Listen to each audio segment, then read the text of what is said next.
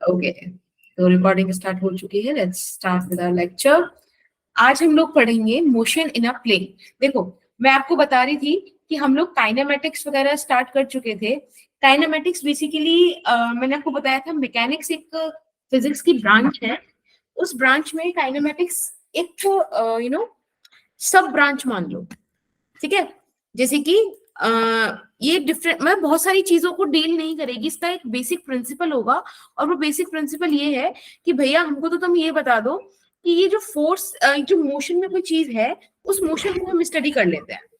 Good evening कभी ma'am. भी, good evening बेटा, कभी भी कॉज ऑफ मोशन के साथ काइनेमेटिक्स डील नहीं करता है ना। मैंने आपकी चीज बताई थी। और इसके अंदर आपके बेटा दो चैप्टर आते हैं। एक आता है आपका मोशन इन अ प्लेन, और sorry motion in a straight line, और एक आता है मोशन इन अ प्लेन।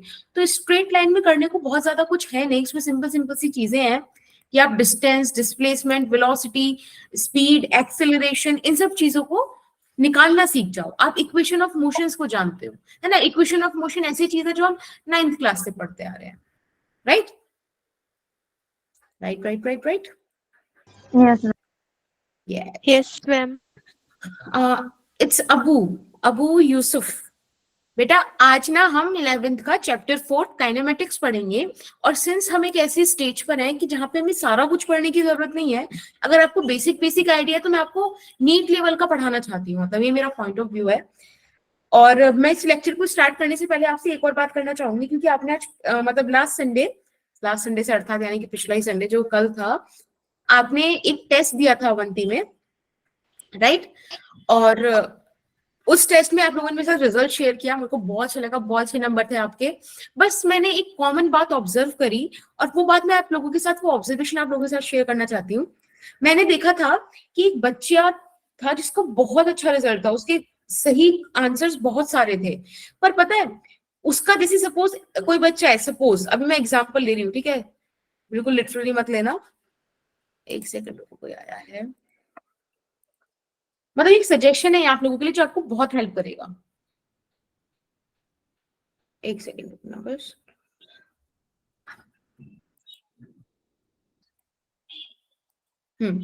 तो मैं कह रही थी कि एक बच्चा है जिसने, सपोज मैंने उसे 150 क्वेश्चंस दिए, सपोज उसमें से उसने 100 क्वेश्चन सही किए।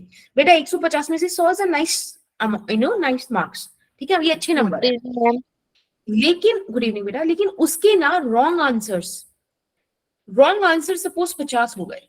अब रॉन्ग आंसर 50 होते ही आप समझ गए क्या हुआ, -50 चला गया। देखो, अब जब आपकी पेपर में नेगेटिव मार्किंग होती है ना, तो तुक्का लगाना इज नॉट गुड, तो पूरा पेपर करना भी इज नॉट गुड। अगर आप जिन चीजों के बारे में 100% श्योर हो, वो आपको +4 देके जा रहे हैं। मतलब आप देखो वही चीजें यहाँ भी कर सकते हो, 150 × 4, और यहाँ पे भी 4, ठीक है। But the bottom line is की कोशिश करो रॉन्ग ना हो। एक बार को स्किप्ड क्वेश्चन इज ओके, समझ रहे हो, एक बार को skipped question is okay. Blunt तुक्का तो आप बिल्कुल ही नहीं मारोगे कि आपको कुछ नहीं पता उस टॉपिक के बारे में और आपने फिर भी तुक्का मार दिया, तो ये आप नहीं करोगे, ठीक है। अगर आप 2 ऑप्शन एलिमिनेट कर पा रहे हो, जैसे कि आपको पता है कि हर एक क्वेश्चन के आपको 4 ऑप्शन मिलते हैं, है ना, इन 4 में से कोई सही होगा। आपने उनमें से ये तो बोल दिया कि मैम बी तो नहीं होगा और डी भी नहीं होगा, अब या तो ए है या तो सी है। इसे बोलते हैं कि आप ऑप्शन एलिमिनेट कर पाए। अगर आप 4 में से 2 ऑप्शन एलिमिनेट कर पाए बेटा, तो बहुत बढ़िया बात है। अब आप यहाँ पे तुक्का मार सकते हो, यहाँ पे रिस्क ले सकते हो ए और सी के बीच में। पर जब तक आप किसी क्वेश्चन को इस स्टेज पे ना लाओ, तो कोशिश करो कि वो नेगेटिव मार्किंग में ना जाए। अब अगर आप देखो तो इस हिसाब से 100 के 400 बैठते, सही नंबर थे, बहुत बढ़िया नंबर थे, है ना। लेकिन 50 नीचे जाते, आपको पता है आप ऐसे एग्जाम में हो, ऐसे कॉम्पिटिशन में हो जहाँ एक एक मार्क्स बहुत मैटर करता है, तो हम रिस्क नहीं ले सकते, राइट। तो आप ये अगले एग्जाम में ना ये वाली अप्रोच दिमाग में रखना कि हमको पूरा पेपर अटेम्प्ट नहीं करना है, कोई इस बात का हमें अवार्ड नहीं दे रहा है कि इस बच्चे ने भले ही गलत करे पर सारा अटेम्प्ट करा है ना, वो उसका कुछ पॉइंट ही नहीं है। आप सही अटेम्प्ट करो, कॉन्फिडेंट हो जिनके बारे में सबसे पहले उन्हें अटेम्प्ट करो, जिनको आप एलिमिनेट कर सकते हो वहां तक लेकर जाओ, फिर उनको आंसर करो, ठीक है। बस एक यही छोटी सी बात मेरे को शेयर करनी थी। अब स्टार्ट करते हैं आज का लेक्चर। देखो, इस लेक्चर के लिए आपको बेसिक बेसिक थोड़ी बातें पता होनी चाहिए when it comes to your mathematical tools. Mathematics के बारे में आपको पता होना चाहिए थोड़ी बहुत चीजें। जैसे कि अगर मैं अभी आपसे बात करूं कि कोई भी फिजिकल क्वांटिटी है, एक सेकंड रुकना बच्चे। हाँ, तो अगर मैं आपसे कहूं कि आपके पास कोई भी फिजिकल क्वांटिटी है, अब फिजिकल क्वांटिटी क्या है ये तो आप लोग पढ़ चुके हो ना, बोलो, मैंने यूनिट्स में Yes, डायमेंशन ma'am. पढ़ाया था। Yes, ma'am. यस, तो फिजिकल क्वांटिटीज इज समथिंग कि हम जानते हैं बेटा ये फिजिकल क्वांटिटीज स्केलर भी होती हैं, वेक्टर भी होती हैं। इसके हिसाब से इनके आगे मैथमेटिक्स भी चलती है। जैसे कि स्केलर क्वांटिटी वो क्वांटिटी जिसमें सिर्फ मैग्नीट्यूड हो, राइट, एंड वेक्टर क्वांटिटी वो Yes, ma'am. क्वांटिटी जो मैग्नीट्यूड के साथ डायरेक्शन दे। लेकिन सिर्फ इतनी ही बातें आपको नहीं समझनी, इसमें सबसे इंपॉर्टेंट सबसे बेसिक एक बात होती है, और वो ये कि ये vector law of addition follow करनी चाहिए। क्योंकि मैं आपको ऐसी कई क्वांटिटीज का एग्जांपल दे सकती हूँ जिनके पास मैग्नीट्यूड भी है, डायरेक्शन भी है, बट स्टिल हम उन्हें वेक्टर नहीं बोलते। जैसे कि आप नहीं नताशा, अगर आप क्वेश्चन स्किप करोगे बेटा तब क्यों कटेंगे, तब तो आपने ना तो उसे गलत मार्क किया ना सही मार्क किया, तो आपको 0 मिलेगा, नेगेटिव नहीं होगा, ठीक है। तो वेक्टर लॉ ऑफ एडिशन जो क्वांटिटीज फॉलो करती हैं उन्हीं को वेक्टर बोलते हैं। जैसे कि मैं आपको एक एग्जांपल दूं करंट का, ठीक है। अब देखो, एक वायर ये है, एक वायर ये है, इसमें 2 एम्पियर करंट है, इसमें भी 2 एम्पियर करंट है, इन दोनों से मिलता हुआ एक वायर ये है। तो एक बात बताओ, ये जो तीसरा वायर मैंने बनाया है इसी में तो करंट जाएगा सारा, है ना, तो आप इसे 4 एम्पियर लिख दोगे ना। यस, अब सोचो मैं इस करंट को ऐसे बना दूं कि देखो यही 2 वायर है लेकिन इनके बीच में मैंने एंगल चेंज कर दिया और ये रहा तीसरा वायर, क्या अब इसमें कुछ अमाउंट चेंज होगा करंट का? ये 4 एम्पियर ही जाएगा भाई, रास्ता तो एक ही है ना, इसके पास तो कोई रास्ता ही नहीं है, दोनों करंट इन है तो ये आउट ही जाएगा, समझ रहे हो। तो आप कुछ भी एंगल रख लो इन वायर्स के बीच में, कोई फर्क नहीं पड़ता, रिजल्टेंट हमेशा स्केलर तरीके से ऐड होकर आ रहा है। तो ये वेक्टर क्वांटिटी नहीं है, जबकि इसके पास मैग्नीट्यूड भी है, डायरेक्शन भी है। वेक्टर क्वांटिटी क्यों नहीं है? क्योंकि ये vector law of addition follow नहीं कर रहा। ये समझ में आया हमें ये सब? Yes, ma'am. Yes, ma'am. Yes, ma'am. ठीक है। अब जो दूसरी चीज आप, क्या बेटा? ओके, अब दूसरी चीज आपको जिसमें समझनी है वो समझना है आपको मल्टीप्लीकेशन, ठीक है। ये इंपॉर्टेंट है, ये थोड़ी सी मैथमेटिकल चीजें जो मैं आपको बता रही हूँ क्योंकि मुझे इस चैप्टर में जरूरत पड़ेगी। देखो, मल्टीप्लीकेशन एक सिंपल सी बात है, 2 गुना 2 दूनी 2 2 दूनी 2 4, right, if I am not wrong, यही बोलते हैं। हाँ, तो मल्टीप्लीकेशन में आपके पास, अब आपने देखा फिजिकल क्वांटिटीज 2 टाइप की हैं, एक स्केलर है और एक वेक्टर है। अगर स्केलर क्वांटिटी की मैं बात करूं, यानी कि इसको हम बोलते हैं स्केलर प्रोडक्ट, एक सेकेंड रुको बेटा, इसको बोलते हैं स्केलर प्रोडक्ट या फिर बोलेंगे बेटा डॉट प्रोडक्ट, ठीक है। और अब इसका मतलब क्या है? जैसे कि मैं आपसे बोलूं कि 2 इंटू 2 कर दूं मैं, तो आप 4 बोल दोगे ना, सिंपल है। 2 Yes, इंटू ma'am. ए कर दूं तो 2 ए आ जाएगा। ये सब है स्केलर प्रोडक्ट, लेकिन ये सब है एक नॉर्मल प्रोडक्ट, नॉर्मल मल्टीप्लिकेशन जो आप जानते हो। लेकिन ये जो स्केलर और वेक्टर वाली चीजें है ना, ये जो प्रोडक्ट्स हैं ये बेसिकली वेक्टर्स के होते हैं। फॉर एन एग्जांपल, मैंने यहाँ पे 2 वेक्टर लिए ए और बी, ठीक है, यहाँ पे डॉट लिखा हुआ है ना, मैंने इनके बीच में डॉट लगा दिया। आपको यहां से जो रिजल्ट मिलता है वो मिलता है A B cos theta, A B cos theta. इसका Yes, ma'am. बेसिकली मतलब ये है कि जैसे सपोज ये रहा आपका ए वेक्टर, ठीक है, और एक मिनट, हम बी वेक्टर और बना देते हैं कहीं पे, और लेट्स से बेटा ये रहा आपका बी वेक्टर, ठीक है, 2 वेक्टर हो गए।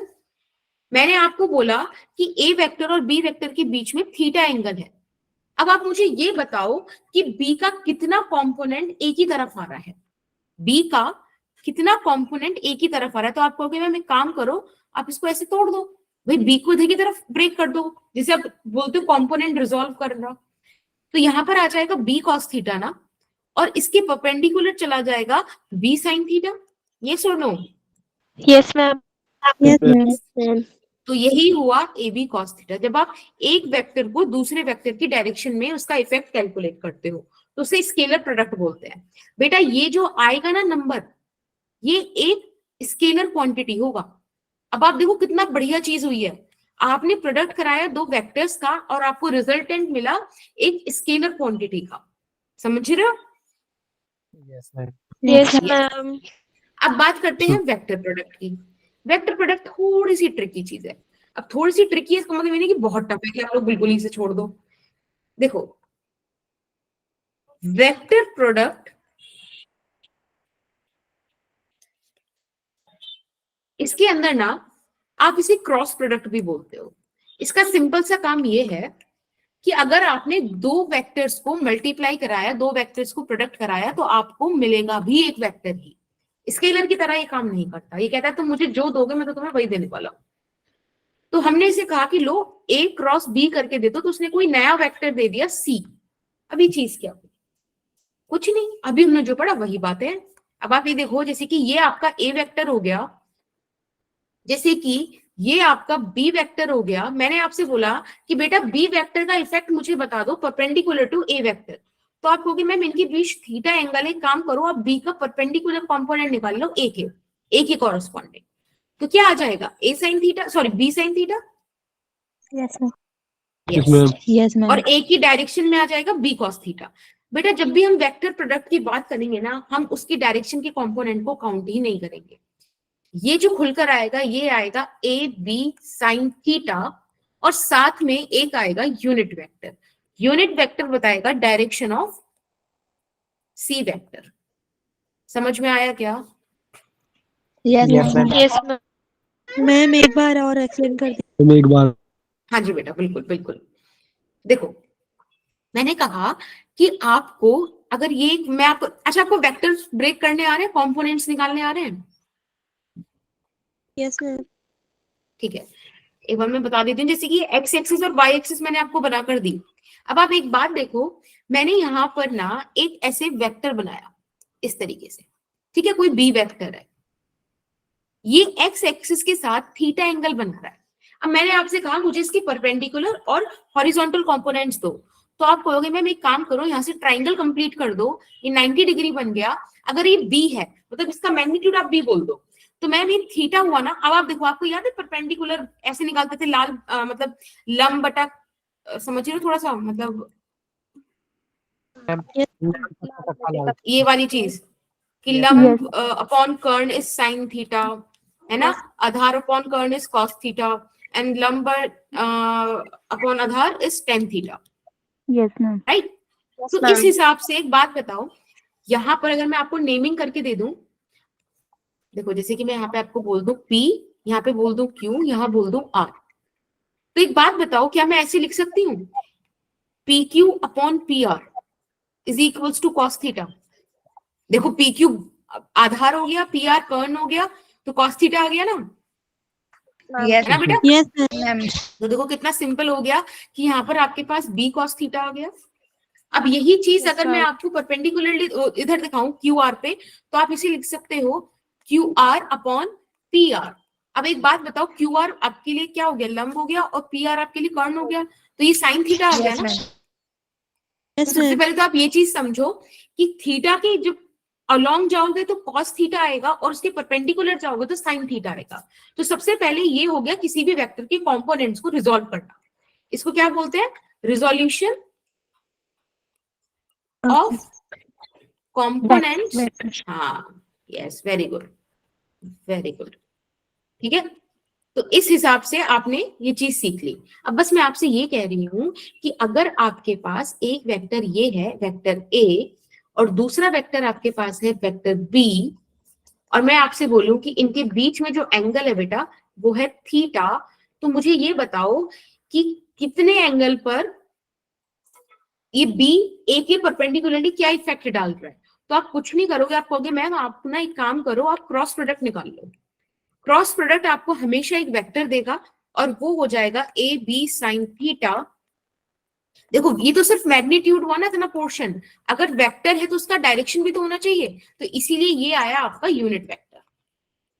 यूनिट वेक्टर एक ऐसा वेक्टर जिसका मैग्नीट्यूड 1 होता है ना, और वो जिस भी वेक्टर की डायरेक्शन में हो वही डायरेक्शन में उसमें, मतलब जैसे मैंने सी वेक्टर बोला तो लेट्स से सी वेक्टर ऐसे है perpendicular to these two vectors, तो आप देखोगे कि एन वेक्टर भी इसी डायरेक्शन में होगा। समझ रहे हो? Yes, ma'am. Yes, ma'am. चलिए बस इतना सा आपको मेन चीज पता होनी चाहिए थी, क्योंकि मुझे वेक्टर्स रिजॉल्व करने की जरूरत पड़ेगी। आज जो हम पढ़ेंगे वो है प्रोजेक्टाइल मोशन। बेटा इस चैप्टर से ये टॉपिक बेहद इंपॉर्टेंट है, आप कुछ भी करना बस इस टॉपिक को इग्नोर नहीं करना, ठीक है? प्रोजेक्टाइल मोशन पे बहुत सिंपल क्वेश्चंस बन जाएंगे, और जितना इनको आप सिंपली डील करोगे, जितना थ्योरेटिकली डील करोगे, उतना ज्यादा आपको ये चीज समझ भी आएगी। प्रोजेक्टाइल मोशन, इसका हिंदी बताएगा कोई? हिंदी तो पता नहीं है मैम। अच्छा इंग्लिश पता है? मैम प्रक्षेप्य गति। प्रक्षेप्य गति। हाँ गति, राइट? यस, ऐसी लगता है ना कुछ गलत? आधा पो हाँ आधा पो आएगा, आधा पो फिर यो। अच्छा ये ऐसे आएगा, राइट? मैम की नहीं आएगा इसमें। आधा यो। मैम अच्छा बाद ये आएगा। ये इस तरीके से आएगा, प्रक्षेप गति। मैम यो भी है, आधा मैम यो भी। आएगा। आधा पो के बाद अच्छा, यो पूरा। एक करके बोलो, क्या बोलो? प के बाद य, प्रक्षेप्य गति। अच्छा ठीक है, ओके गॉट इट। ये ठीक है? Yes ma'am. Yes ma'am. Okay yes ma'am. देखो इसका सिंपल सा मतलब ये है कि यहाँ पर मेरे पास एक प्रोजेक्टाइल है, ठीक है? एक पत्थर समझ लो, एक बॉल समझ लो। मैंने क्या करा, इसको वेलोसिटी दी कुछ ऐसे। आपने जो वेलोसिटी दी है ना, ये बेटा किसी एंगल पर दी है। ये कोई एंगल बना रहा है हॉरिजॉन्टल से, राइट? किसी एंगल पर है, थीटा एंगल। अब इस केस में हमने क्या देखा कि भाई ये यहां से ऐसे ऐसे ऐसे और ऐसे गया, ये हमको ऑब्जर्व हुआ है, ठीक है? ये हमने ऑब्जर्व किया। अब हम ऐसे एक मोशन को स्टडी कर रहे हैं जो इस तरीके का रास्ता अपनाता है। तो आप एक बात देखो, जब आपके पास यहाँ पे वेलोसिटी आई एक एक डायरेक्शन में, देखो एक पर्टिकुलर डायरेक्शन में आई है, एक एंगल पर आई है, तो हमने क्या करा, मैंने कहा एक काम करते हैं, इस वेलोसिटी के पहले कंपोनेंट कर लेते हैं। कंपोनेंट करने अब हमें आते हैं। आप लोग बताओ इस डायरेक्शन में क्या कंपोनेंट होगा वेलोसिटी का? v cos theta. Very good. और परपेंडिकुलरली क्या आ जाएगा? v sin theta. Very good very good. ये जो यहां से आपने प्रोजेक्ट किया है, इस पॉइंट से जहां पर ये आके गिरा है, इस पॉइंट तक की दूरी को हम बोलते हैं रेंज, ठीक है? हम बोलते हैं रेंज। और ये अपने इस पूरे रास्ते में सबसे ज्यादा ऊपर जहां तक गया है, सबसे ज्यादा ऊपर ग्राउंड से जहां तक गया है, उसको बोलते हैं हम मैक्सिमम हाइट। क्या बोलते हैं? Maximum height. Very good. कितने टाइम में, क्या बेटा? बेटा आपकी वॉइस क्लियर नहीं आ रही है।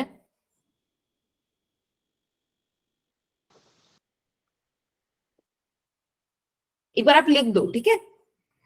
देखो बेटा, जितने टाइम में ये पार्टिकल 1 पोजीशन से लेके 3rd पोजीशन तक पहुंचा है, उस टाइम को बोलते हैं टाइम ऑफ फ्लाइट, ठीक है? और जितने टाइम में सेकंड तक पहुंचा है वो बोलते हैं टाइम ऑफ एसेंट, मतलब उठने तक का टाइम, लाइक ग्राउंड से यहां तक पहुंचने का टाइम। और जितने टाइम में नीचे आया है उसे बोलते हैं टाइम ऑफ डिसेंट। तो आप ये AS/DS याद रखो मत रखो, बस ये बात याद रखना कि total time of flight is equals to these 2 times का सम, ठीक है? जितना टाइम इसी ग्राउंड से ऊपर उठने में लगा, उतने ही टाइम में ये नीचे तक आएगा। ये बात एक फैक्ट है, याद रखोगे? Yes ma'am. अब इस पूरे डायग्राम में मैंने आपको 3 से 4 चीजें बताई हैं। एक मैंने आपको रेंज बताई, एक मैंने आपको मैक्सिमम हाइट बताई, और एक मैंने आपको टाइम ऑफ फ्लाइट बताया। बेटा ये चीजें इसलिए बताएं क्योंकि बहुत इंपॉर्टेंट है, ठीक है, इन्हीं के फॉर्मूलाज हम पढ़ते हैं। अब आपको डेरिवेशंस इनकी याद हो ना हो वो मेरे लिए इंपॉर्टेंट नहीं है, ठीक है, क्योंकि आप नीट के एस्पिरेंट हो तो आपको क्वेश्चन मिलेगा, आपको ऑप्शंस मिलेंगे, कोई आपसे डेरिवेशन नहीं पूछेगा, लेकिन आपको मैं थोड़ा डीलिंग करना सिखाऊंगी क्योंकि मैं चाहती हूँ इस डेरिवेशन से आप ये भी सीखो कि अगर आपके एग्जाम में आ जाए कोई चीज ऐसी जिसमें डेरिवेशन के थ्रू आपको आंसर मिल रहा हो तो आप कर पाओ। हमेशा ध्यान रखना कि इस मोशन में आपने वेलोसिटी साइन थीटा में और कॉस थीटा में, मतलब एक्स डायरेक्शन में और वाई डायरेक्शन में अलग अलग कर दी है। तो जैसे ही जिस भी पॉइंट पर आपने इन्हें अलग किया है ना, उसी पॉइंट पे याद रखना कि आपको सेपरेटली ही डील करना है इन दो डायमेंशंस के साथ, ठीक है, separately deal with these two dimensions, अलग अलग ही आप डील करोगे। मतलब कि एक्स एक्सिस की बात एक्स एक्सिस से और वाई एक्सिस की बात वाई एक्सिस से, एक्स एक्सिस का कोई रोल नहीं होगा वाई एक्सिस के मोशन में, और सिमिलरली वाई एक्सिस का भी कोई रोल नहीं होगा एक्स एक्सिस के कामों में। समझ में आता है? बोलो। Yes ma'am. यस। अब आप ध्यान से देखो, देखो जब भी मैं एक्स एक्सिस की बात करूंगी तब मैं अपने सारे वेरिएबल्स के बेस में एक्स लिख दूंगी। जैसे कि मैं इनिशियल वेलोसिटी की बात करूं तो यहाँ पे एक्स लिख दूंगी, तो आप समझ जाना कि इनिशियल वेलोसिटी इन एक्स एक्सिस। ध्यान से देखना क्या वो v cos थीटा है इनिशियली, Yes, ma'am. और y एक्सिस के लिए क्या ये v sin थीटा है? Yes, ma'am. Yes ma'am. Very good. एक बात ध्यान से देखो कि पूरे टाइम ऑफ फ्लाइट में, यानी कि 1 से लेके 3rd पोजीशन तक जो डिस्प्लेसमेंट है वो रेंज r हो गई x डायरेक्शन में। Yes ma'am. Yes, ma'am. तो ये मैंने लिया है फॉर टाइम ऑफ फ्लाइट, यानी कि जब हमने पूरा टाइम लिया। ये मैं आपको इसलिए बता रही हूँ क्योंकि जब मैं एस ऑफ वाई लिखूंगी तो मैं, देखो अगर आप एस ऑफ वाई देखो तो फर्स्ट पोजीशन पे वो जहां था 3rd पोजीशन पे भी वो ग्राउंड पर ही आ गया है, यस मैम। तो आइडियली डिस्प्लेसमेंट तो 0 हो जाना चाहिए, लेकिन मैं उसे फर्स्ट पोजीशन से लेके 2nd पोजीशन तक डील करूंगी सिर्फ, ठीक है। तो मैं लिखूंगी डिस्प्लेसमेंट हो जाएगा height max from first position to 2nd position only, ठीक है, 3rd तक मैं नहीं गई। अब आप एक बात बताओ, एक्स एक्सिस में आपने कोई फोर्स लगाई क्या? नहीं ना, हम तो सीधा बस स्ट्रेच कर सकते हैं ऊपर। तो जब हमने कोई फोर्स नहीं लगाई तो एक्स एक्सिस में कोई एक्सेलरेशन भी नहीं आया, लेकिन मैंने वाई एक्सिस में एक एक्सेलरेशन देखा और वो एक्सेलरेशन आया due to earth, due to gravity, yes ma'am. है ना। ये रोल अपना प्ले करेगा भाई। आप यही तो देखो, जब भी तो वो सिर्फ एक सर्टेन अमाउंट तक ही ऊपर जा पाया। अगर एक्सेलरेशन ड्यू टू ग्रेविटी ना होता तो आपने कोई चीज अगर फेंक दी तो वो तो फिर उड़ती रहती, हवा में नीचे आती ही नहीं, लेकिन ये नीचे आ रहा है क्यों? क्योंकि एक्सेलरेशन लगातार, अगर पार्टिकल यहां भी पहुंचा है ना बेटा, तो लगातार एक्सेलरेशन ड्यू टू ग्रेविटी नीचे ही लग रहा है, यहां पहुंचा तो भी नीचे, समझ रहे हो, हर जगह नीचे। Are you getting this point? हाँ जी बेटा जान गया। मैम फोर्स लगाया है तो उसका कंपोनेंट नहीं टूटेगा। नहीं नहीं नहीं, मेरा अनिक फोर्स तो जब लगाएंगे तो कंपोनेंट क्यों टूटेगा? वेलोसिटी दी थी इसलिए उसका कंपोनेंट हमने ब्रेक कर दिया। मेरा उस क्वेश्चन को पूछने का पॉइंट ये था कि क्या आप इस बात से सहमत हो? तो ये पॉइंट Yes, था। Very good. अब आप जब एक्सेलरेशन वाई एक्सिस देखोगे तो आप देखोगे 1 से 2, बेटा 1 से 2 पार्टिकल ऐसे जा रहा है, यहां से ग्राउंड से इस तरीके से, तो इस टाइम पार्टिकल ऊपर उठ रहा है। अगर पार्टिकल ऊपर उठ रहा है तो एक्सेलरेशन हमेशा उसके मोशन के अपोजिट लग रहा है। बेटा इस अपोजिशन को दिखाने के लिए मैंने माइनस यूज कर दिया, कोई दिक्कत? No ma'am. No, ma'am. No ma'am. और आप आज के बाद से ना एक चीज और ध्यान रखना कि जब भी हम कभी वेक्टर यूज करेंगे, जब भी हम कभी वेक्टर्स की बात करेंगे, एक सेकेंड बेटा, एक सेकेंड, तो जब भी हम कभी वेक्टर्स की बात करेंगे ना, तो आप ये चीज ध्यान रखना। ओके आस्तिक, आप ना बेटा ये वाली टाइम वाली बात ना रमेश सर से या मोहित सर से कर लेना ग्रुप में, ठीक है। तो जब भी आप बात करोगे वेक्टर्स की, हमेशा इस बात को ध्यान रखना कि आप डायरेक्शंस बड़े हिसाब से लोगे। डायरेक्शन मतलब जैसे कि, अरे एक सेकेंड थोड़ा सा, हाँ अब सही, जैसे कि आपको पता होना चाहिए कार्टेशियन कोऑर्डिनेट। कार्टेशियन कोऑर्डिनेट याद है, एक्स एक्सिस वाई एक्सिस वाली चीज। Yes, ma'am. Yes, ma'am. तो जैसे कि इसमें होता है कि अगर आप किसी एक पॉइंट से राइट में चलते हो तो पॉजिटिव एक्स मिलता है आपको, Yes, ma'am. लेफ्ट में चलते हो तो नेगेटिव मिलता है, ऊपर चलते हो तो पॉजिटिव वाई मिलता है, और डाउन में चलते हो तो नेगेटिव वाई मिलता है। तो हमेशा ध्यान रखना, आप इन्हीं चीजों का ध्यान रख, मतलब इन्हीं चीजों को यूज करोगे। जैसे कि इस केस में आपने देखा कि फर्स्ट से सेकंड के टाइम जी नीचे था, सेकंड से थर्ड के टाइम भी जी नीचे, यानी कि डाउनवर्ड है ना, डाउनवर्ड है तो एक्सेलरेशन हमेशा नेगेटिव आएगा। ठीक है, Yes, समझ ma'am. रहे Okay, ma'am. हो? ओके। Yes, ma'am. अगर ये वी कॉस थीटा देखो, V cos theta positive X axis में है तो हमेशा पॉजिटिव लिखोगे, V sine theta positive Y axis में तो आप हमेशा पॉजिटिव लिखोगे। हमेशा आप इस कार्टेशियन कोऑर्डिनेट से खेलोगे। ठीक है, कभी कभी डायरेक्शन में गड़बड़ नहीं होगी, कभी पॉजिटिव नेगेटिव की गड़बड़ नहीं होगी, अगर आप इस चीज को ध्यान रखोगे। समझ में आया? Yes, ma'am. Yes, ma'am. तो बस अब एक काम करते हैं, थोड़ा सा यहाँ पे जुगाड़ बिठाते हैं। जुगाड़ इन द सेंस कि मुझे टाइम, रेंज और टाइम, रेंज और मैक्सिमम हाइट, इन तीनों के फॉर्मूला चाहिए। तो एक काम करते हैं, इस वाई एक्सिस को कंसिडर करते हुए यहाँ से छोटा सा टाइम निकाल लेते हैं। वो जो टाइम एस्टेंट मैंने बोला था उठने तक का टाइम, वो निकाल लेते हैं। अब कैसे निकालोगे भाई? ये कांस्टेंट है ना, एक्सेलरेशन ड्यू टू ग्रेविटी, है ना? और Yes, जहां ma'am. भी आपके पास कांस्टेंट एक्सेलरेशन हो, उन सारे केसेस में आप यूज कर सकते हो इक्वेशन ऑफ मोशन। याद है 3 इक्वेशन होती है। Yes, ma'am. Yes, ma'am. सबसे पहली होगी आपकी v is equals to U plus A T, दूसरी Yes. होगी s is equals to U T plus half A T square, और तीसरी होगी आपके पास v square is equals to U square plus 2as। Hello ma'am. हाँ जी बेटा। मैम मोहित बोले थे, 2 मिनट के लिए ना हमें सिर्फ अटेंडेंस लगवानी है। जितने ओके भी सर। बच्चे ड्रीम कॉलेज प्रोग्राम से हैं, जो भी बच्चे ड्रीम कॉलेज प्रोग्राम से हैं, प्लीज वो चैट सेक्शन में ना अपनी अटेंडेंस लगा दीजिए, DCP, और उसके आगे आप लोग अपना रजिस्टर्ड नंबर लिख दीजिए। ठीक है, अभी ना आपकी लाइव क्लास चल रही है और इसी टाइम हम लोग चेक कर रहे हैं कि आपकी लाइव अटेंडेंस लग रही है कि नहीं लग रही है ऑटोमेटिक। ठीक है, तो प्लीज 2 मिनट लगेंगे आप सभी को। आप अपना चैट सेक्शन के अंदर DCP और अपना रजिस्टर्ड नंबर आगे लिख दीजिए सिर्फ आप। ठीक है मैम, आप कंटिन्यू कर सकते हैं, जस्ट 1 सेकंड में कंप्लीट हो जाएगा ये। ओके ओके, 1 सेकंड बात करना है ना। हाँ बस अभी कंटिन्यू कर लेना, बस ज्यादा बच्चे नहीं होंगे DCP के, अभी वो अपनी अटेंडेंस लगा देंगे, आप कंटिन्यू कर दीजिएगा क्लास। ठीक है ठीक है।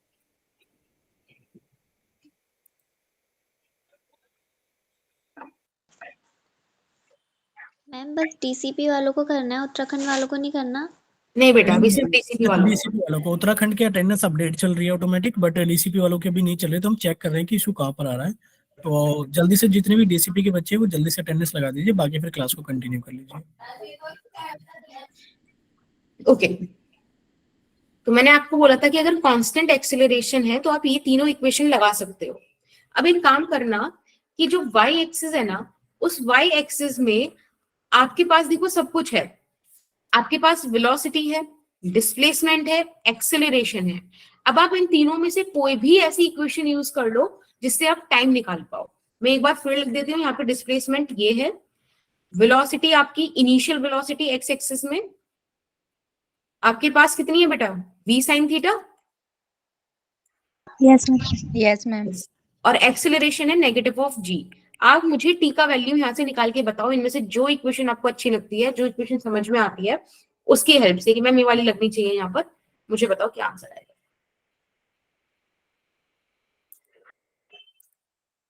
स्टूडेंट अभी अटेंडेंस लग गया, आप क्लास को कंटिन्यू कर सकते हैं। ठीक है।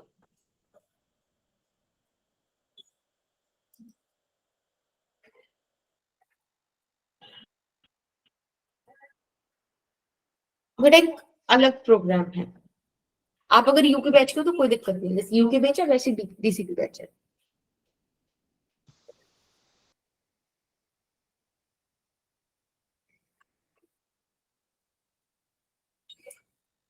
एक काम करो, तुम लोग ना पहले क्वेश्चन सॉल्व करो, बाद में तुम्हारे को बता मैम लिंक तो आया नहीं, क्या लिंक नहीं आया बच्चे? अटेंडेंस का मैम। अच्छा सर ड्रॉप कर देंगे। हमने तो अटेंडेंस लगाई नहीं। नहीं नहीं, अभी लगा देंगे ना सर, आपको ड्रॉप कर देंगे। वो कह रहे हैं कि यूके वाले बैच की सही चल रही है अटेंडेंस, मतलब वो सही डेटा आ रहा है, ठीक है। अभी वो आ जाएंगे क्लास में, फिर से ड्रॉप कर देंगे। कितने पे वाला क्वेश्चन करो। देखो, मुझे लग रहा है कि अगर मुझे टाइम निकालना है तो क्या आपको एक चीज समझ में आई कि जब ये पार्टिकल उठकर यहां तक गया, इसके बाद वो और आगे नहीं जा पाया। क्यों नहीं जा पाया? क्योंकि जो भी वेलोसिटी आपने उसको यहाँ पर दी थी v sin थीटा, वो लगातार कम होती गई, कम होती गई, कम होती गई, होते होते होते होते बिल्कुल जीरो हो गई। जहां पर जीरो होती है बेटा, वहीं पर आपको सबसे हाईएस्ट पॉइंट मिलता है, क्योंकि उसके ऊपर वो फर्दर नहीं जा सकती। यस और नो? Yes ma'am. यस। तो आपके पास वेलोसिटी आ गई जीरो फाइनल वाली। कोई कुछ पूछ रहा है क्या? पूछना है किसी को कुछ? No ma'am. Okay okay Anamika, we will check कि क्या होने वाला है। जब मुझे v0 मिल गया, u मिल गया, तो एक काम करो ना, सेकंड इक्वेशन क्यों लगाएंगे? देखो सेकंड इक्वेशन में v नहीं आ रहा, v0 है, तो ये प्रिविलेज है, एक फायदा है मेरे लिए। तो मैं फर्स्ट इक्वेशन लगाऊं, हाँ फर्स्ट लगाऊं, ताकि एक वेरिएबल तो मेरा ऐसे ही चला जाए, सॉल्व भी ना करना पड़े। हम लोग बहुत आलसी हैं, हम बिल्कुल एक्स्ट्रा काम नहीं करेंगे। v is equals to u plus 80। देखो यहां से v गया 0, u हो गया v साइन थीटा, एक्सेलरेशन हो गया, एक सेकेंड, आपका माइनस, अरे भाई माइनस जी टी। यहां से देखो टी का वैल्यू आ गया, टी आ गया आपके पास v साइन थीटा बाई जी। सही बात है? Yes ma'am. अब मैंने आपको बताया था कि अगर आपको टोटल टाइम ऑफ फ्लाइट चाहिए तो आपको इसको ऐड करना पड़ेगा। अब देखो, इस पूरे सिनेरियो में, इस पूरे सीन में क्या कोई और फोर्स आई? अर्थ के ग्रेविटेशन ने ही इसको ऊपर जाने के बाद रोका, और ऊपर जाने से नीचे भी अर्थ का ग्रेविटेशन ही लाया। यस और no? Yes ma'am. Yes ma'am. ये बोला गया कि ये जो टाइम है ना, ये इक्वल है। जितने टाइम में कोई बॉडी ऊपर उठेगी, उतने ही टाइम में नीचे आएगी, कोई और फोर्स अगर आप ना लगाओ तो। कुल मिला के हम इस केस में लिख सकते हैं टोटल टाइम हो जाएगा 2t, यानी कि 2v sin theta by g। ठीक है? समझ आया? ये आपकी फर्स्ट एक्सप्रेशन आ गई। जब आपकी फर्स्ट एक्सप्रेशन आ गई तो आप इसका यूज कर सकते हो रेंज निकालने के लिए। अब कैसे करोगे? देखो, अब एक्स एक्सिस पे आ जाओ। एक्स एक्सिस ने कहा था कि इनिशियल वेलोसिटी उसकी v cos थीटा है, एक्सेलरेशन उसके पास है नहीं। आपने बता दिया टोटल टाइम y एक्सिस से निकाल के कि टोटल जो पूरा टाइम था वो 2v sin theta by g था। भाई इतने ही टाइम में तो पार्टिकल आगे बढ़ के थर्ड पोजीशन तक पहुंचा था। Yes ma'am. Yes ma'am. Yes. तो अगर आपको रेंज निकालनी है, यानी कि आपको डिस्प्लेसमेंट निकालना है, तो आप कहोगे कि हम इसमें ut plus half at square use कर लेते हैं, second equation. Yes yes ma'am. बिल्कुल सही, बिल्कुल सही, क्योंकि a तो 0 हो जाएगा, खत्म। रेंज का फॉर्मूला आ जाएगा आपके पास v cos थीटा इंटू ये जो आपने टाइम की रिलेशन निकाली है। समझ में आया? Yes ma'am. Yes ma'am. ये हो जाएगा आपके पास 2v cos थीटा sin थीटा बाई g। बेटा अगर आप ध्यान से देखो तो यहाँ पर ना एक आइडेंटिटी बन रही है, और आइडेंटिटी है sin 2 theta is equals to 2 sin theta into cos theta. देखो यहाँ पे तो है ये, राइट? तो आप इसको लिख सकते हो v sin 2 theta upon g। ये हो गया आपका रेंज। कोई दिक्कत किसी को? No ma'am. No ma'am. अब मुझे अगर एच मैक्स निकालना है, भाई थर्ड कंसर्न तो मेरा एच मैक्स निकालना ही है ना।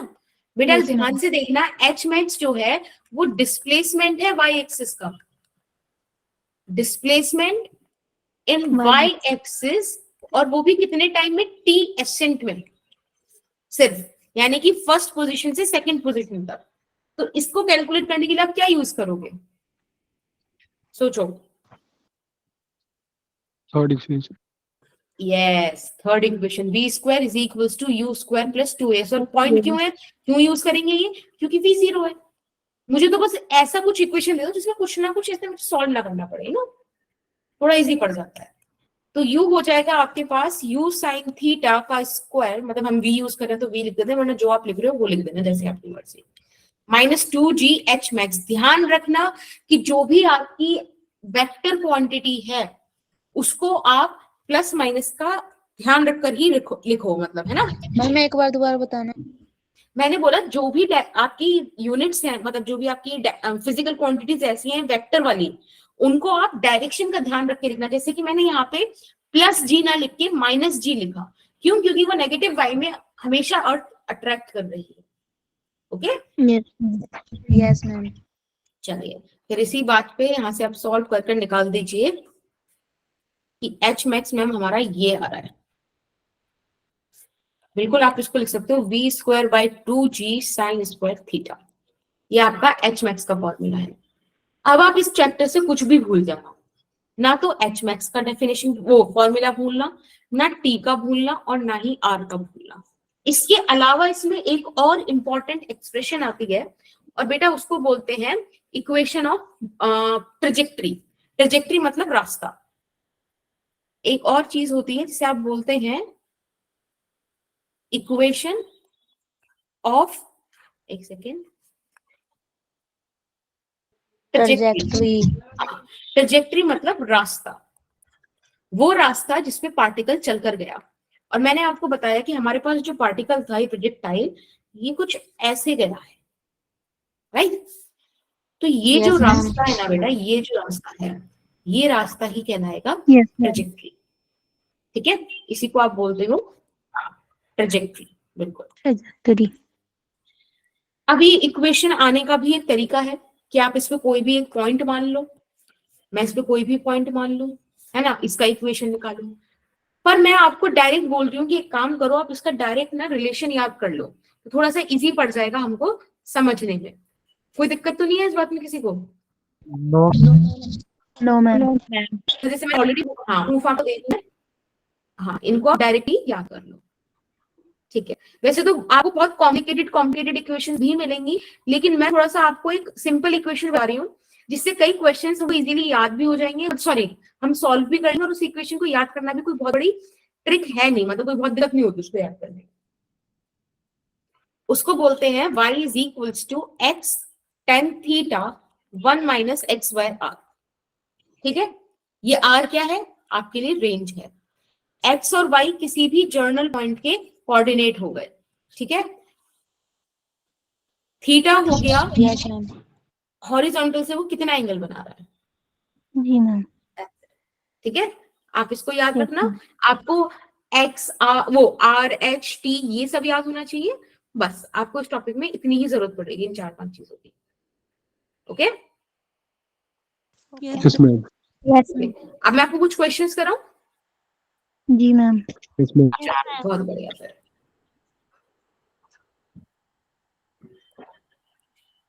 एक सेकंड रुकेंगे। हाँ, तो हमारे पास क्वेश्चन नंबर 1 है कि एक बॉल है मेरे पास। ठीक है, एक बॉल है जिसको मैंने 5 मीटर पर सेकंड से फेंका है, जिसको मैंने 5 मीटर पर सेकंड से एक पर्टिकुलर बेटा एंगल पे, क्योंकि हम इसमें क्या कर रहे हैं, एक एंगल पर फेंक रहे हैं, जैसे हम प्रोजेक्शन बोल रहे हैं। ठीक है, और आपको वो एंगल दे रखा है कि ग्राउंड से ये एंगल 37 डिग्री है। आपको इसमें टाइम ऑफ फ्लाइट, हाइट और रेंज तीनों निकालनी है। समझ में आया? Yes ma'am. यस अभी ओके, अभी टाइम हो रहा है 18:27। आप लोग मुझे 18:29 तक बता दो, जल्दी जल्दी सॉल्व करना है। मैं आपको फॉर्मूलाज बता दूं सारे, ताकि आपको बार बार लिखना उधर से देखना पड़े। Yes ma'am. Okay, 2u sin थीटा by G, this is time of flight. Maximum height हो जाएगी u square by 2g sin theta. ठीक है, सॉरी साइन स्क्वायर थीटा ये, और रेंज हो जाएगा आपके पास u square sine 2 theta upon, basically u मतलब इनिशियल वेलोसिटी, थीटा मतलब एंगल ऑफ प्रोजेक्शन, THR आपको पता ही है।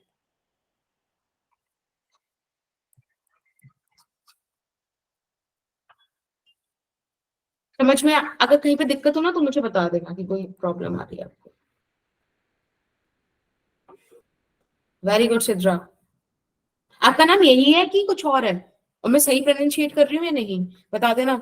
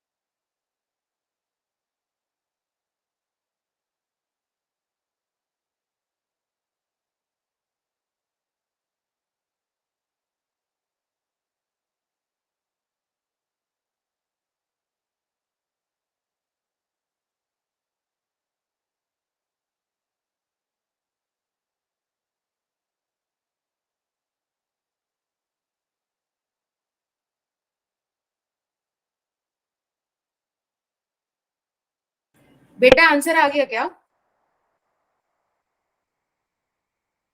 अगर आपका आंसर नहीं है तो मुझे बता दो, मैं बता दूं, कोई मतलब ऐसे घबराने वाली बात नहीं। मैम इसमें जी 9.8 लेना है। बेटा आप अपनी सहूलियत के हिसाब से लो। मैम ये 10 10 ले ले। हाँ जी बेटा। और मैम जो साइन 37 डिग्री है उसकी वैल्यू 2.60 वो ले। ना ऐसे आपने की जरूरत मैम फिर 0 ले ले डायरेक्ट। नहीं रुको।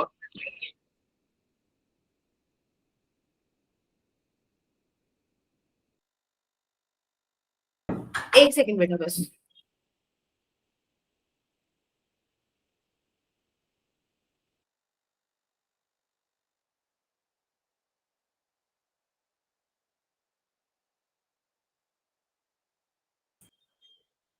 एक मिनट और, ठीक है, बस एक सेकंड रुको, मैं हाँ बता रही हूँ, अभी बता रही हूँ, एक सेकंड।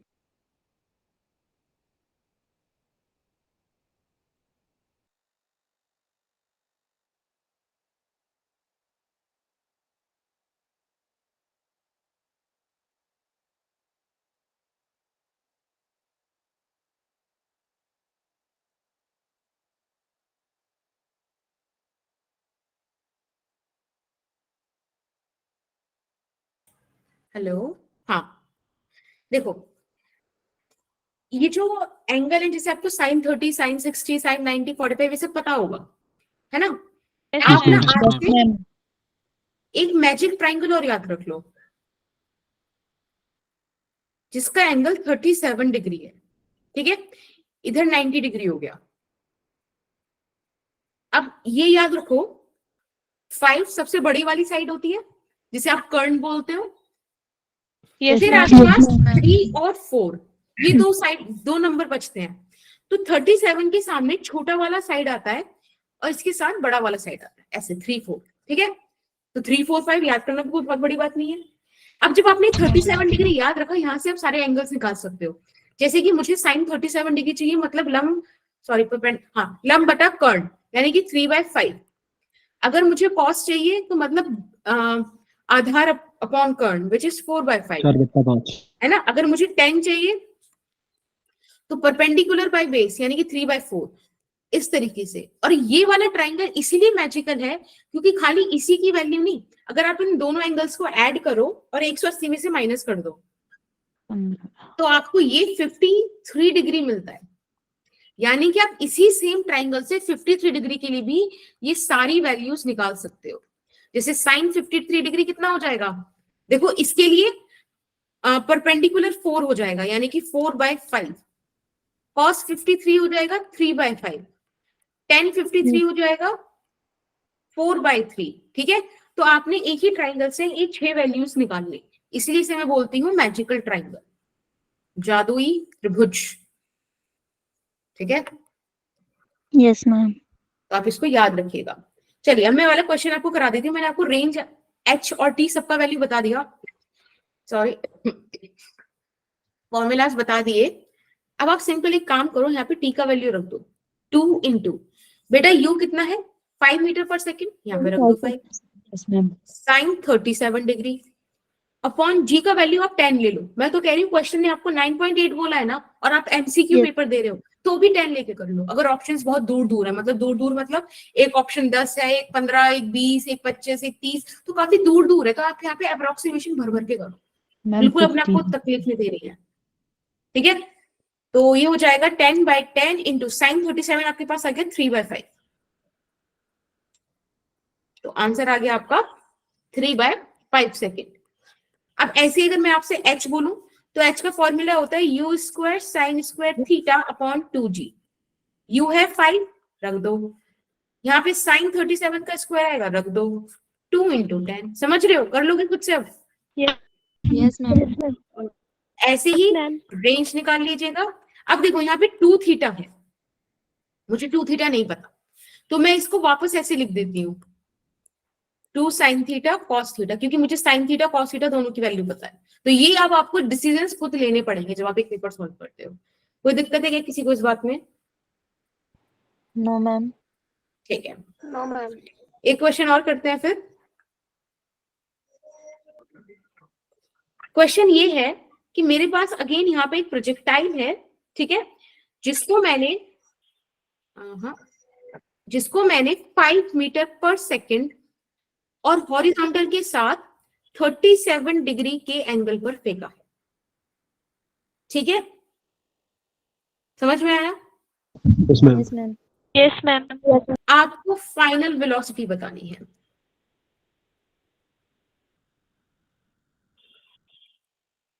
कि ये जो पार्टिकल है, ये पार्टिकल ऐसे उड़ता हुआ यहाँ पे आके गिरेगा, तो भी जब ये यहाँ पे गिरेगा तो इसकी वेलोसिटी कुछ इधर की तरफ होगी, है ना, फाइनल वेलोसिटी, जैसे कि ग्राउंड आ गया। Yes ma'am. तो मेरा क्वेश्चन आपसे ये है कि किस वेलोसिटी से ये हिट करने वाला है, सॉल्व करो। इससे आपको इसका एक बहुत प्यारा कॉन्सेप्ट भी समझ आएगा।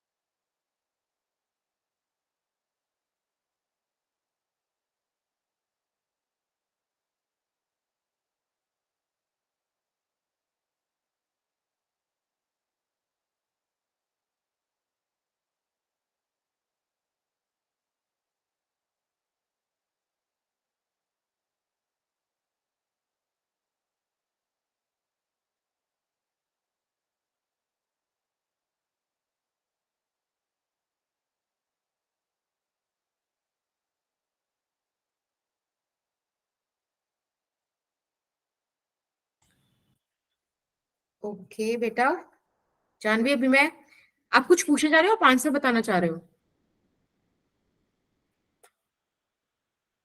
अच्छा मैम डन, ठीक है, आंसर। हाँ ठीक है, अभी रुको बस 1 मिनट और रुको, एक बार सब कर ले, मतलब 6:38 तक जिसको करना है कर ले, फिर आप बता देना।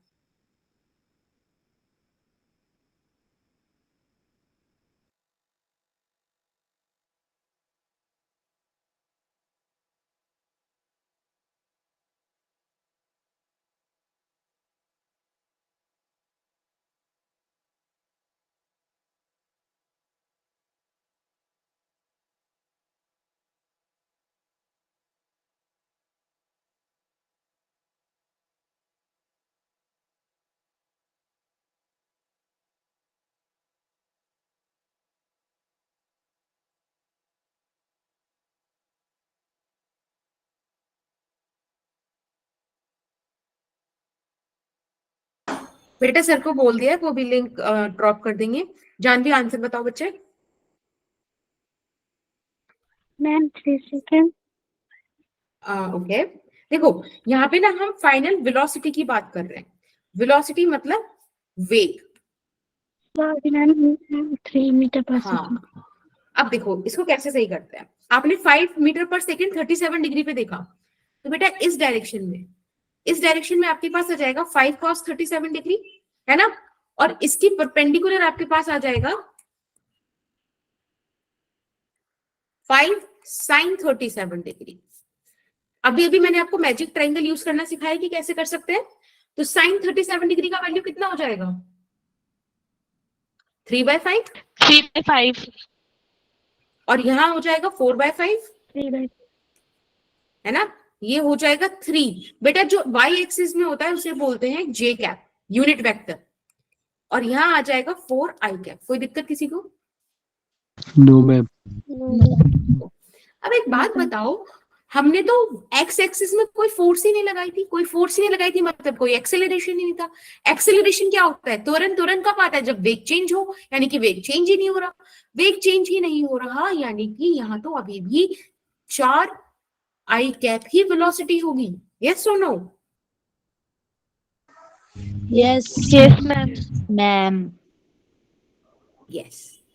अब एक चीज ध्यान रखना, मैंने आपको बोला था कि प्रोजेक्टाइल फर्स्ट पोजीशन से उठकर सेकंड पोजीशन तक जितने टाइम में जाएगा उतने ही टाइम में थर्ड पोजीशन तक आएगा, ये बताया था। Yes, ma'am. Yes ma'am. अब एक बात बताओ, जब टाइम सेम है और सेम फोर्स ही इनको एक काम कर रही है, भाई यहाँ भी तो ग्रेविटी ही लग रही है, यहाँ भी तो ग्रेविटी ही लग रही है, तो y एक्सिस की वेलोसिटी में भी कोई फर्क नहीं आएगा सिवाय डायरेक्शन के। जैसे कि ये 3j कैप पॉजिटिव y में था, ये negative 3j cap negative y में आ जाएगा। समझ रहे हो? तो आपके पास जो फाइनल वेलोसिटी का वेक्टर है वो आ जाएगा 4i cap minus 3j cap. बस ये आपका आंसर हो जाएगा। हमेशा इस चीज को ध्यान रखना, एक फैक्ट की तरह इस क्वेश्चन को लेना, ठीक है? Yes ma'am. Okay ma'am. Ma'am okay, अब एक क्वेश्चन आपके लिए होमवर्क है, यहाँ पे मैं उसको लिख रही हूँ, आप लोग घर से कर आना। फिर ना आपकी जो शीट है जो आपके साथ शेयर्ड है बेटा, उसमें ना एक लिंक मैंने अपडेट करा हुआ है मॉड्यूल के नाम से, उसको आप ओपन करोगे और एक्सरसाइज के क्वेश्चंस करोगे। Is that okay? Okay ma'am. ठीक है। अब मैं आपको एक क्वेश्चन दे रही हूँ कि एक बॉल है जिसे हमने बेटा अभी क्वेश्चन लूंगी आप लोगों के, जिसे मैंने 50 मीटर पर सेकंड से फेंका है और कोई तो मैंने एंगल उससे रखा है, ठीक है, एंगल ऑफ प्रोजेक्शन मैंने 37 डिग्री रखा है। ओके, आपको निकालना है कि वेलोसिटी वेक्टर क्या होगा और स्पीड क्या होगी। स्पीड बेटा वेलोसिटी का मैग्नीट्यूड होता है, ठीक है, after 2 second of the projection. Project करे हुए जब 2 सेकेंड हो जाए उस पॉइंट पे मैं आपसे ये सारी बातें पूछ रही हूँ। This is your homework. एक चीज और याद रखना, मैं आपको सिखा देती हूँ कि वेलोसिटी कैसे निकालते हैं। जैसे कि इस एग्जांपल में बेटा एक सेकंड रुको। जैसे कि इस एग्जांपल में मैंने आपको ये वेलोसिटी का वेक्टर निकाला ना, अगर कोई मुझसे पूछता कि मुझे स्पीड और बता दो, तो मैं कहती ठीक है, अंडर रूट में ये जो x का कोफिशिएंट है उसका स्क्वायर प्लस जो y का कोफिशिएंट है उसका स्क्वायर, अगर z का और होता मतलब z का और होता तो उसको भी मैं यहाँ पे लिख देती, is equals to √16 + 9 is equals to √25 is equals to 5। यानी कि ये स्पीड है और ये वेलोसिटी है। याद रखना, स्पीड एक मैग्नीट्यूड है तो देखो सिर्फ मैग्नीट्यूड आया, वेलोसिटी एक वेक्टर क्वांटिटी है तो आई कैप जे कैप में होकर आई। Is that okay? Okay ma'am. Yes, ma'am. Yes, ma'am. ठीक है, तो बस आज का हमारा काम इतना ही था। बाकी आपके लिए होमवर्क में बता देती हूँ कि आपको कितना करके लाना है, ठीक है। इतने आप लोगों को कुछ क्वेश्चन पूछना है तो आप माइक ऑन करके पूछ लो, मैं आपको एक्सरसाइज बताती हूँ कहां से कहां क्या करनी है। आप इतने पूछ लो, मैं ढूंढ के बता रही हूँ कुछ पूछना हो तो। अच्छा क्या बोल रहे हो? ओ थैंक यू आस्तिक।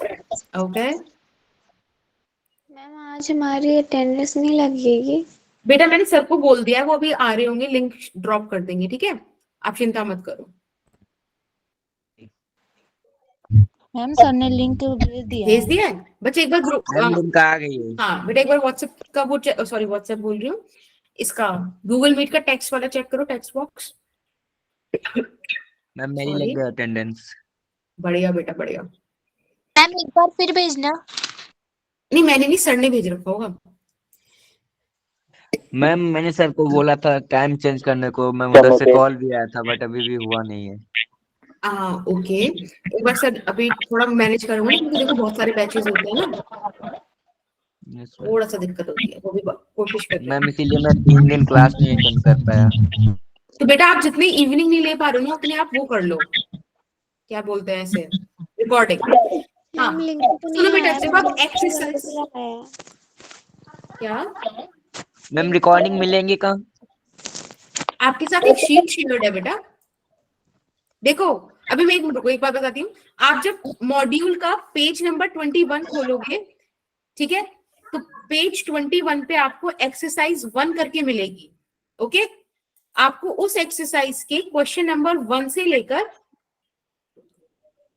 9 तक करने हैं, ठीक है, क्वेश्चन 1 से लेकर 9 तक। और जिन भी बच्चों को डाउट है बेटा, आप लोगों के साथ एक शीट शेयर्ड है जिसमें आपके लेक्चर की रिकॉर्डिंग, ठीक है, उसके नोट्स और साथ में एक मॉड्यूल अपलोड होता है हर एक सब्जेक्ट का, फिजिक्स का भी, केमिस्ट्री का भी और बायो का भी। मैम ये बुक का एक्सरसाइज है। हाँ बेटा बुक की एक्सरसाइज है, वो जो आप मॉड्यूल अपडेटेड है ना, उस मॉड्यूल के पेज नंबर 21 एक्सरसाइज 1। और ये, और अगर आपको दिक्कत है तो मैं स्क्रीनशॉट आपके ग्रुप में भेज दूंगी, ठीक है, ओके मैम। ठीक है, मैम चलिए थैंक यू एक्सरसाइज सो तो कर ही नहीं रखा उसके। क्या बेटा, एक्सरसाइज तो करवा ही नहीं रखा मैम ने, कौन सी मैम ने? हमारी मैम ने बुक के। नहीं नहीं, ये वो वाली बुक